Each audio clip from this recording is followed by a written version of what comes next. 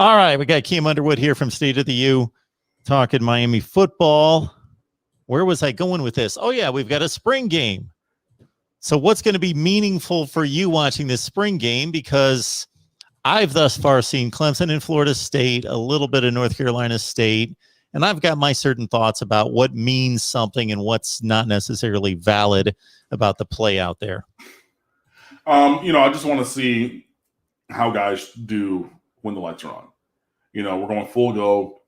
I don't know if there was going to be ones versus ones and twos versus twos. They usually like to go one offense versus the two defense and things like that. So you might get a little uneven performance if you're doing something like that, just because, I think that the starters are going to have more success than the backups. So we'll see. But it's really it's the little things, who's out of position, who's lost. You know what I mean? Given what the assignment should be or what the play call seems to be. Obviously, you can look a little bit in the moment, but then watching back on the replay or, getting your still shots of, okay, well, if you're in this, then it looks like this. Obviously, Justin Tatavio, he's one of the guys, and he coaches football. He writes for us and everything. He's great at those kind of breakdowns, saying, okay, well, by this alignment, this is what the assignment should be. And then based on, things like that.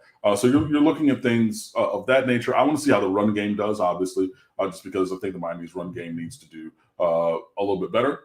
I want to see how the quarterbacks and wide receivers look, and I know it might not be a full game situation, but, I don't want to see any drops. We have two of the receivers who had two of the highest drop rates in America last year at 16.5% and 18% respectively.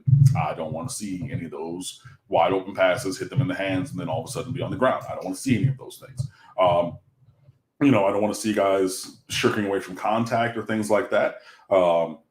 There's some of those things that I'm looking for, but also obviously we want to have no injuries occur during the session. That's one of the big things that I always talk about up top. But there's already been injuries through the spring. So there's going to be some guys who are not out there. And I want to see what the guys behind them are able to do with larger roles. So Manny Diaz did meet with the media today. I was at the secret day job, so I had to catch up on this afterwards. But this has been tweeted out, obviously, because, we have diligent journalists who cover the team. But so I'm reading from David Ferones from the Sun Sentinel. This is his tweets, but I'm sure it's other places on the internet as well. But so guys who should be cleared by summer who are out for the spring game.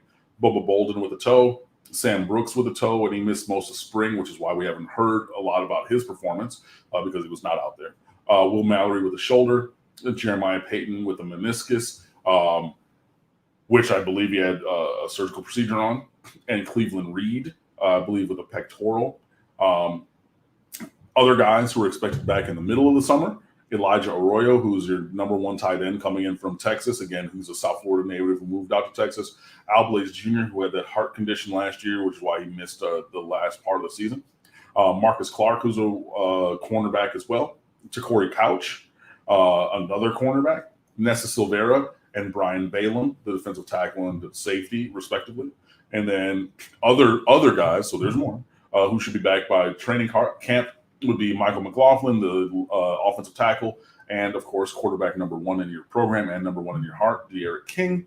And then other guys who should be back around the opener, and this is why we hadn't heard about him recently, running back number one, and he should be number one, Donald Chaney Jr. with the shoulder injury again. Because he wears that brace.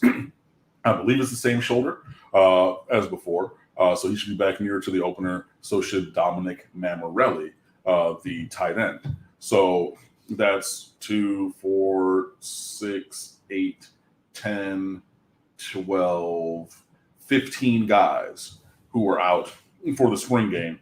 And will be returning at various times down the line. So really seeing what these other guys are going to be able to do to step up behind them. Obviously, the quarterback situation has been a thing that's been well talked about because De'Aaron King has obviously been out ever since he tore his ACL in the bowl game against Oklahoma State. So seeing what all these guys are going to do. And it also informs some of what we've seen and heard. You talk about, excuse me, Cam Harris and Jalen Knighton having these big performances in spring scrimmage number 2. And I'm like, so where's Donald Chaney Jr.? Donald Chaney Jr. had a shoulder thing, and that's why he's out since then and now. So they're like, oh, okay, cool. So, yeah, you're not talking about what he's doing because you're not talking about him because he's out. And obviously, Miami being a private school, they are able to shape the conversation landscape in a little bit of a different way than a public school would be able to. But yeah, so it's just like this guy should be running back one. We've seen him in all these clips and everything, but curiously, he's not mentioned for the second scrimmage. Well, because he dinged the shoulder again, and he's out till September-ish. So just all those kind of things, and then just seeing who's taking a step forward, seeing who's battling, seeing how the units work together, and how they take or don't take coaching depending on what's going on the field.